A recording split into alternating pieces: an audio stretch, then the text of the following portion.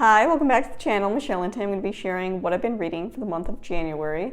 So the first book I'm going to talk about is an ebook. I read it online, so I don't have a physical copy. The other ones I'm going to talk about, I'm going to turn the camera around and actually show them to you because I have physical copies of them. So the first one was Junk Drawer Jesus.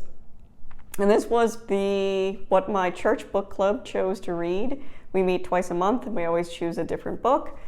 And I would say if you have very little exposure to religion, I think it's helpful. It was a very straightforward, very obvious, very duh type book to me because so much of it I was aware of. But it's talking about kind of where you get your religious beliefs from, your philosophies, the junk drawer, right? It's from all these different sources and kind of sifting through that and kind of figuring out your belief system.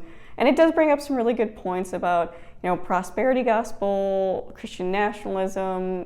One part I really thought was funny was the author talks about how the best and worst part about church is the people. Because I do think the best part is your community, the people around you, practicing in faith with those. But also there are some people that make church really hard, and that goes into prosperity gospel and things like that. And I think it's a good read if you are curious about that subject area. But for me, the conversation was good with our book club, but it was a very kind of obvious book for me because I'm already aware and think, those kind of things are, but I do appreciate that it's a Christian author an author talking about Christianity and kind of bringing out some of those sore areas and bringing them to light. So that was the first one. The other ones I'm going to flip you around and show you.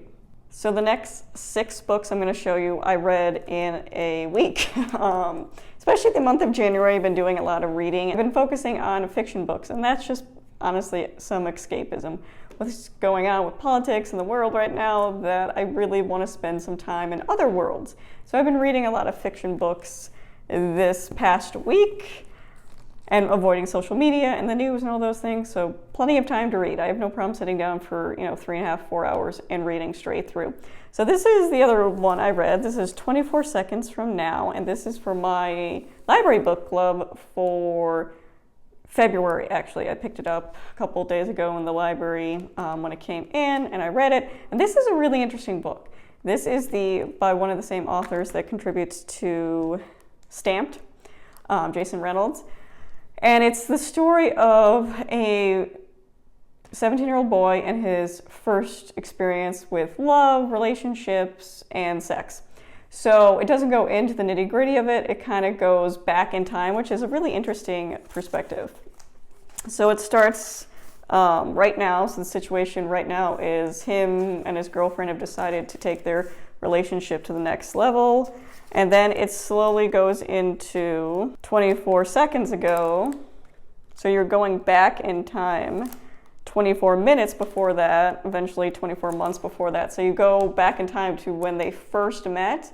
And then the very last chapter continues the story from right before things are about to happen. And it's really interesting because one, I think it's a male perspective. One we don't often get, especially in romance type books or first time type books, we don't get the male perspective. So I thought that was really interesting going through it. We definitely don't get a black perspective, a black male perspective at all kind of in that genre. So it was really interesting to see, and it definitely brought up some questions, and I look forward to discussing with my group about kind of the perceptions that males and females have in relationships and surrounding things like a sexual relationship. So I thought it was really good. It was a really quick read.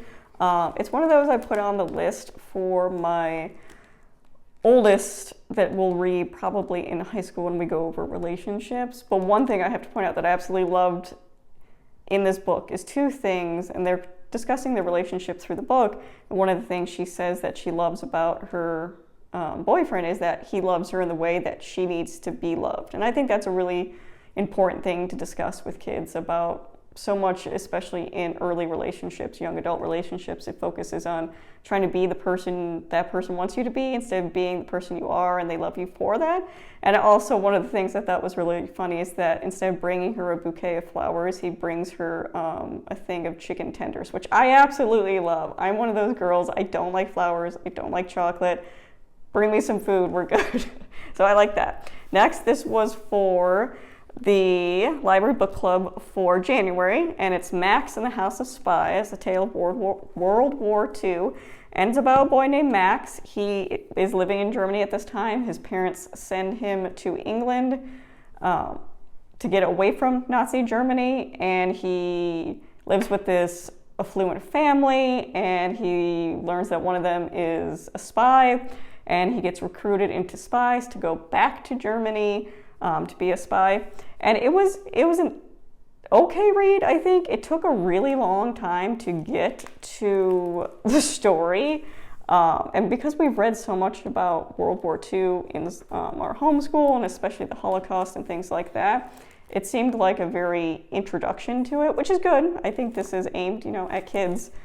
And I really do think there was some really good talking points and some parallels that, could totally relate to right now. And I've even marked some of those in here to talk about with my group. There's some really good points made in this and some really easy parallels to see what's going on right now.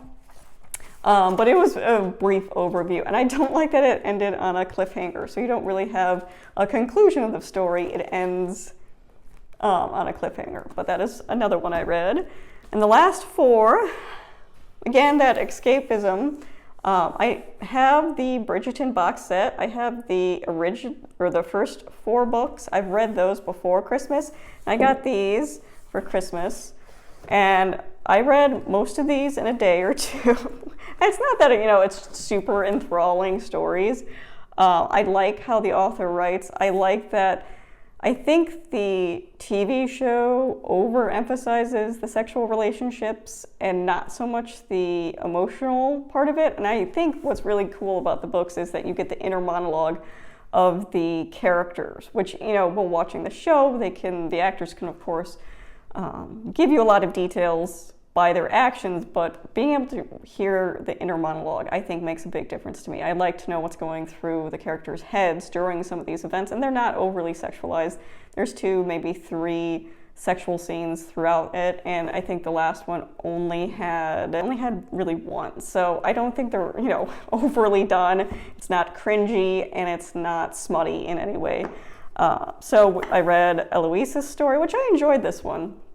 I'm curious to see how they'll do the adaptation with the Netflix show, but I liked it.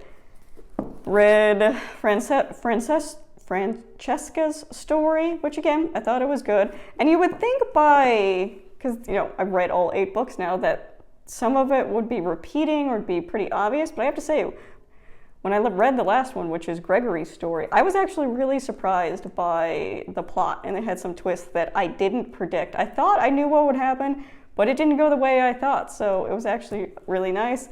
And then Hyacinth's story. So I like diving into a world where you get to know the different characters, and you get to kind of experience through their lives. I will say I'm kind of sad that it's over. I did request from the library another Julia Quinn book that kind of takes place in the Bridgerton world, but I'm sad that their stories are all done. But I did like all of them, and like I said, I read them in a day or two.